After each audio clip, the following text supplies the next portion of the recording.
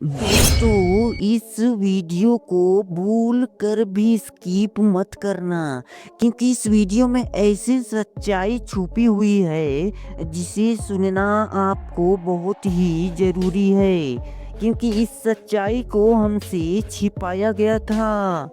तो चलिए जानते हैं, जब दुर्योधन की मृत्यु के अंतिम क्षण में भगवान शिव ने उन्हें महान योद्धा कहकर बुलाया।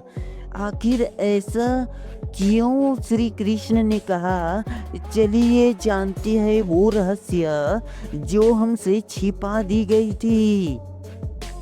श्री कृष्ण ने कहा था, दुर्योधन, तुमने युद्ध भूमि में वीर गति पाई है। तुम एक सच्ची क्षत्रिय हो जिसने अंत तक लड़ाई की और अपने धर्म का पालन किया।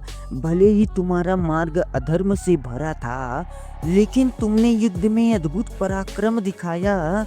यह संकेत करता है कि श्री कृष्ण ने दुर्योधन की युद्ध वीरता और क्षत्रिय धर्म के प्रति उसकी निष्ठा की सराहना की, भले ही उसकी नीतियाँ अधर्मपूर्ण थी।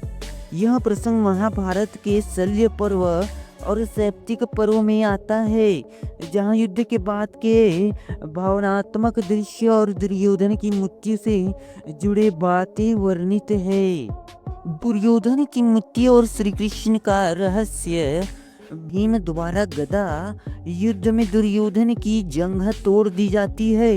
वह मरणाउपरांत अवस्था में भूमि पर गिर पड़ता है। उसी समय भगवान श्री कृष्ण, युधिष्ठिर और अन्य पांडव उसके पास आते हैं। दुर्योधन पीड़ा में होता है, लेकिन गर्व से कहता है, मैं युद्ध में मरा हूँ, वीर गति पाई है, स्वर्ग मेरा निश्चित है। तुम लोग छल से विजय हुए हो। यह सुनकर श्री कृष्ण मुस्कुराते हुए और दुर्योधन से कहते हैं, ये दुर्योधन, जान लो कि मनुष्य की हार या जीत केवल रणभूमि में नहीं होती, वह अपने विचारों में होती है। श्री कृष्ण ने दुर्योधन को 5 मुख्य रहस्य बताए। पहला था धर्म और अधर्म का मूल अंतर।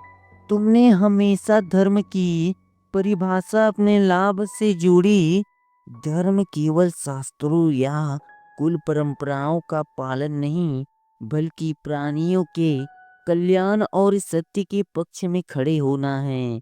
धर्म वह है जिससे किसी का अहित न हो। दूसरा है, सच्चा शत्रु कौन है। तुमने अपने वास्तविक शत्रु को कभी पहचाना ही नहीं। भीम या अर्जुन नहीं, बल्कि तुम्हारा अहंकार, लोभ और द्वेष तुम्हारे सबसे बड़ी शत्रु है। बाहर का युद्ध जीतने से पहले भीतर का युद्ध जीतना चाहिए। तीसरा है, राजा बनना आसान नहीं, धर्मराज बनना कठिन। तुमने राज्य के लिए अपने ही भाइयों को छल किया, मित्रों को युद्ध में झोंका और निर्दोषों पर अत्याचार किया। क्या यही राजा का कर्तव्य होता है?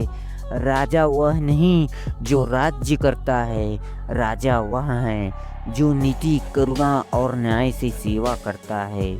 चौथा है, वक्त हर किसी का मूल्य चुकवाता है। तुमने पांडवों का अपमान किया, द्रौपदी को भरी सभा में अपमानित किया। वो समय चला गया, लेकिन काल चक्र घूमकर तुम्हारे पास वापस आ गया। कर्म का फल निश्चित है, भले ही समय लगे। पांचवा है, मृत्यु का रहस्य।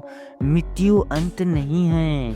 तुम्हारा शरीर मर रहा है, लेकिन आत्मा अमर है। तुम्हारे कर्मों का फल तुम्हारे अगले जन्म तय करेंगे। स्वर्ग या नरक तुम्हारे भीतर है। आत्मा ना मरती है, न जन्म लेती है, मृत्यु केवल परिवर्तन है।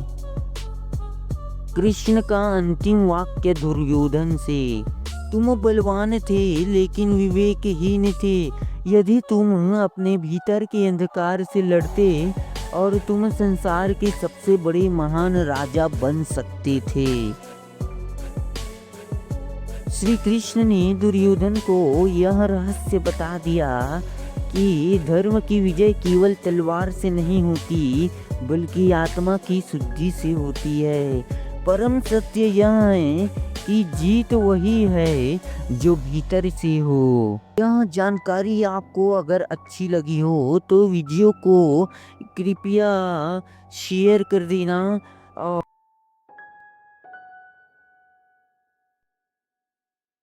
चलिए दोस्तों, इसी के साथ जय श्री कृष्ण, मिलते हैं नेक्स्ट वीडियो में।